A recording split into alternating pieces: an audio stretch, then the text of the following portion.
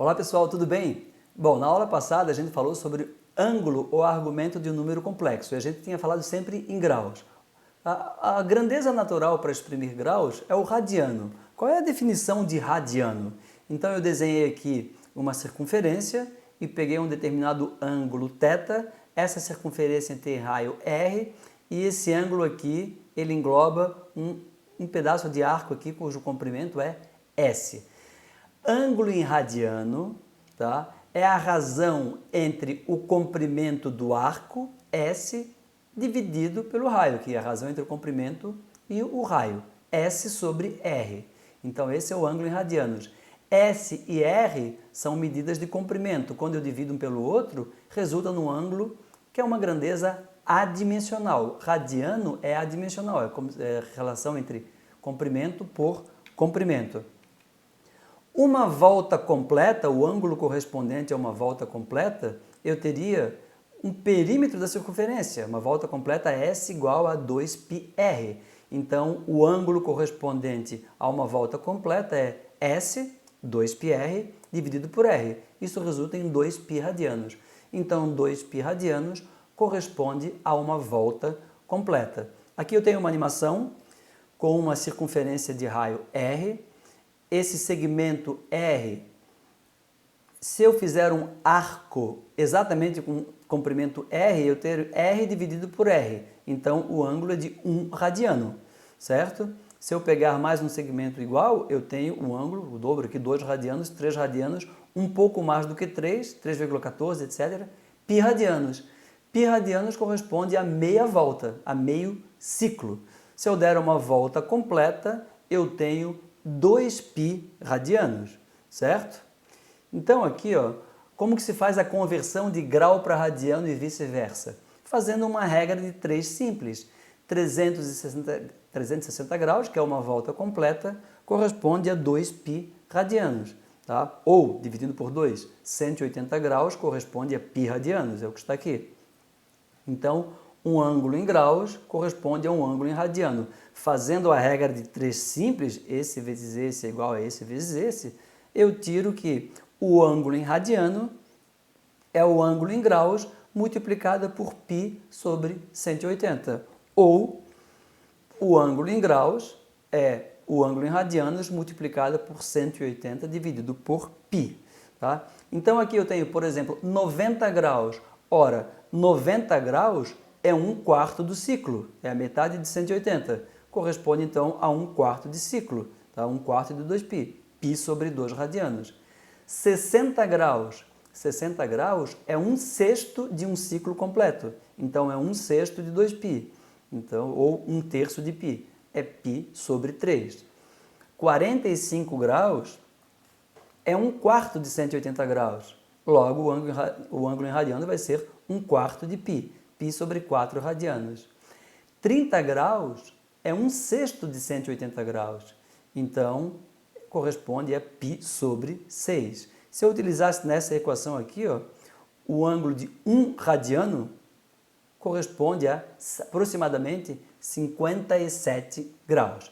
Por que se usa grau radiano? Como eu tinha dito, radiano é a grandeza mais correta, não é mais correta, mas é a grandeza usual para exprimir ângulo, quando se trabalha com física, com matemática, só que por uma questão de visualização se utiliza uma outra escala, que é a escala em graus. Tem outras razões também, tá? Base 60, usada pelos sumérios, etc. Mas qual é a vantagem do grau? Se eu digo para vocês um ângulo de 20 graus, todo mundo tem uma ideia mais ou menos de quanto que é um ângulo de 20 graus, 40 graus. Se eu digo um ângulo de 0,3 radianos, é mais difícil. Então, é simplesmente usar graus, é uma escala mais conveniente, mas não faz diferença usar graus ou radianos. São apenas unidades diferentes para exprimir ângulo, escalas diferentes. E uma sempre pode ser convertida na outra, conforme a gente acabou de mostrar. Certo?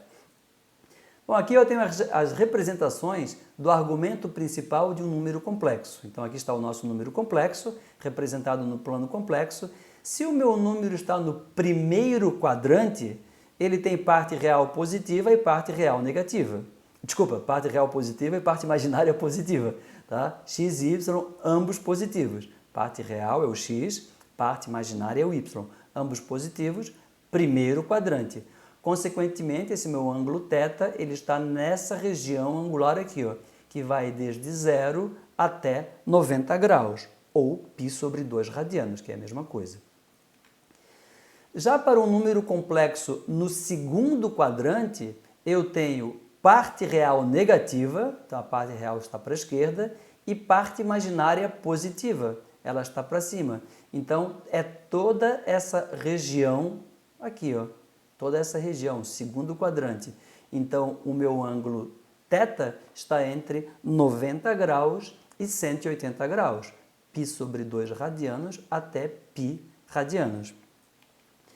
Para um número complexo no terceiro quadrante, como está representado aqui, tanto a parte real x quanto a parte imaginária y são ambas negativas. Consequentemente, eu estou nessa faixa angular aqui, que vai desde 180 graus até 270 graus, com ângulo positivo, ou que vai desde menos 90 graus até menos 180 graus, com ângulo negativo, e é rigorosamente a mesma coisa. Aqui eu tenho um número complexo no quarto quadrante, então esse número tem parte real positiva, está aqui para a direita, né? E parte imaginária para baixo, negativa. Nesse caso, eu estou nessa abertura angular, que vai desde 270 graus até 360 graus, considerando ângulos positivos, ou vai desde 0 grau até menos 90 graus, ou menos π sobre 2, considerando ângulo negativo, certo? Eu posso ter também um número complexo que, na verdade, é um número real positivo. É um número que tem parte real maior do que zero e parte imaginária nula. Aqui está a representação sobre o eixo real, né, z, logo o ângulo de um número real é nulo, zero, grau ou radiano, tanto faz.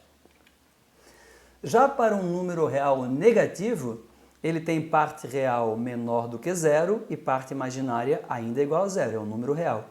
Então, a representação no plano complexo está sobre a parte negativa do eixo real, está aqui. E esse ângulo corresponde a 180 graus, ou π radianos. Se eu tivesse vindo aqui pelo lado oposto, seria menos 180 graus. 180 graus e menos 180 são ângulos congruentes, diferem por 360 graus, certo? E aqui eu tenho um número imaginário positivo. Então, z, como é um número imaginário, a parte real x é nula e a parte imaginária, nesse caso, é positiva. Então, ele tem um ângulo de 90 graus ou π sobre 2 radianos, certo? Já para um número imaginário negativo, tá? É um número imaginário puro, né? Então parte real x igual a zero e a parte imaginária y é menor do que zero, está aqui para baixo. Então, pegando um ângulo positivo, é um ângulo correspondente aqui a 90 mais 90 mais 90, 270 graus, ou vindo no sentido oposto, no sentido horário, menos 90 graus, são ângulos, obviamente, congruentes. Tá certo, pessoal? Na aula que vem, então, a gente vai falar sobre um outro tipo de representação de número complexo. Representação de número complexo em forma polar ou trigonométrica, tá bom? Até lá, então.